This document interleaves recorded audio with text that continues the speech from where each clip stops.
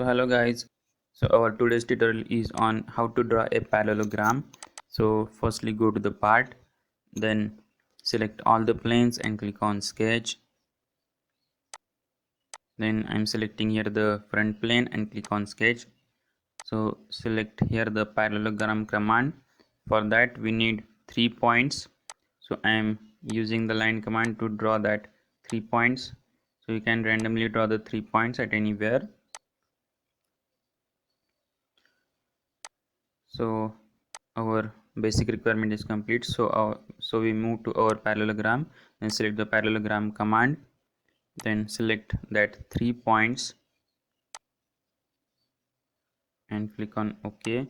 Then delete the other remaining lines or the reference line.